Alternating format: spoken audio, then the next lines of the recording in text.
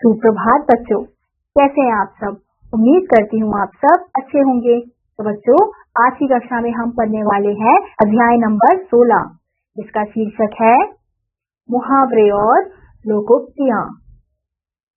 तो सबसे पहले हम मुहावरे के बारे में पढ़ेंगे। जो वाक्यांश शाब्दिक अर्थ का बोध ना कराकर एक विशेष अर्थ का बोध कराता है, उसे मुहावरा कहते हैं। मुहावरा वाक्य में ही प्रयोग हो सकता है, इनका प्रयोग स्वतंत्र रूप से नहीं हो सकता। मुहावरों के प्रयोग से भाषा आकर्षक और प्रभावशाली बन जाती है।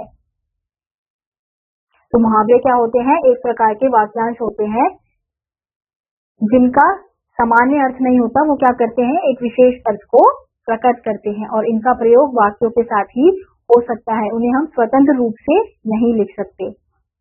तो यहाँ पे प्रमुख मुहावरे, उनके अर्थ और वाक्य प्रयोग दिए गए हैं।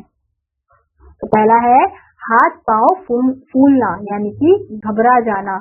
तो जिसका वाक्य में प्रयोग किस प्रकार से है? अचानक शेर को सामने देखकर कार चालक के हाथ पांव फूल गए।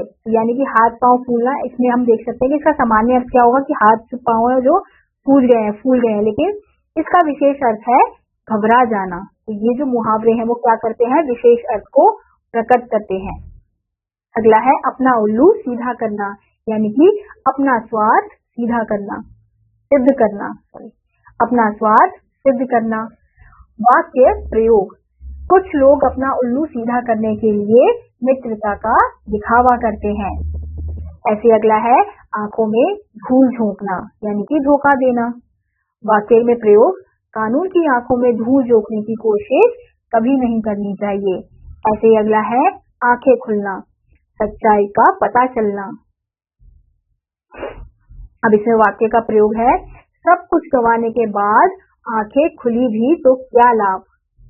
ऐसे अगला है आंखों का तारा, यानी कि बहुत प्यारा। तो वाक्य का प्रयोग। अंकुर अपने माता पिता की आंखों का तारा है। ऐसे ही अगला है अपने पैर पर कुल्हाड़ी मारना, यानी कि स्वयं अपनी हानि करना। वाक्य प्रयोग। जो बालक मेहनत से पढ़ाई नहीं करता, वह अपने पैर पर कुल्हाड़ी मारता है। ऐसे ही अगला है आकाश पाताल एक करना, यानी कि बहुत परिश्रम करना, यानी कि बहुत मेहनत करना। वाक्य प्रयोग। परीक्षा में प्रथम आने के लिए हर्ष ने आकाश पाताल एक कर दिया। ऐसे ही अगला है ईद का चांद होना, यानी कि बहुत दिनों बाद दिखाई देना। अब इसका वाक्य में प्रयोग है जब से तुम मेरठ गए हो ईद का चांद हो गए हो, यानी कि बहुत दिनों बाद दिखाई दिए हो। गाल बजाना, यानी कि व्यर्थ की बातें करना। वाक्य में प्रयोग। कुछ लोग काम तो करते हैं, कुछ लोग काम तो करते नहीं, बेकार गाल बजाते रहते हैं। अगला है घोड़े बेचकर सोना, यानी कि निश्चिंत होना। अब इसका वाक्य में प्रयोग है बेटी की शादी करने के बाद राघव जी घोड़े बेचकर सो रहे हैं। ऐसे ही अगला है कलेजा ठंडा होना, यानी कि शांति मिलना। तो अब इसका वाक्य में प्रयोग है अपनी पुत्री को सकुशल देखकर माता पिता का कलेजा ठंडा हो गया। ऐसे अगला है खून पसीना एक करना, यानी कि बहुत परिश्रम करना। अब इसका वाक्य में प्रयोग है अपने परिवार का पेट भरने के लिए मजदूरों को खून पसीना एक करना पड़ता है। तो ये थे बच्चों हमारे कुछ मुहावरे, उनके अर्थ और उनका वाक्यों में प्रयोग। अब हम देखेंगे लोकोक्तियाँ। लोकोक्ति, लोक जमा उक्ति का अर्थ है आम लोगों में प्रचलित उक्तियाँ या कथन। लोकोक्ति का प्रयोग विशेष और व्यापक अर्थ में होता है। ये जनसाधारण के अनुभवों, किसी कहानी, घटना अथवा तथ्य पर आधारित होती है। ये प्रायः स्वतंत्र वाक्यों की भांति प्रयुक्त होती है।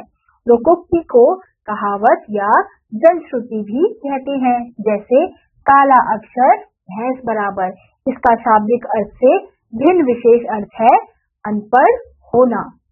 यानी कि लोकोक्ति क्या है? लोकोक्ति एक ऐसा जनसाधारण अनुभव हो सकता है, किसी की घटना हो सकती है, ऐसी तथ्य होते हैं, कथन होते हैं जिनका हम स्वतंत्र रूप से प्रयोग कर सकते हैं। यानी कि जरूरी नहीं है कि उसका प्रयोग हम हमेशा वाक्य के साथ करें। प्रमुख लोकोक्तियां, उनके अर्थ और वाक्य प्रयोग। तो पहला है, खरबूजे को देखकर खरबूजा रंग बदलता है, यानी कि एक का प्रभाव दूसरे पर भी पड़ता है। अब इसका वाक्य में प्रयोग, अगर आप ईमानदारी और सच्चाई के रास्ते पर चलते हैं तो आपके बच्चे भी आपका अनुकरण करेंगे। यह बात बिल्कुल सच है कि खरबूजे को देखकर खरबूजा रंग बदलता है। अगला है, चोर की दाढ़ी में तिनका, यानी कि अपने दोष या अपराध के कारण स्वयं डरना। अब इसका वाक्य में प्रयोग है, दीपा का हार चोरी हो गया तो नौकर बिना कुछ कहे ही अपनी सफाई देने लगा। उसके हाव भाव देखकर दीपा समझ गई कि चोर की दाढ़ी में तिनका है। ऐसे ही अगला है, जिसकी लाठी उसकी भैंस, यानी कि शक्तिशाली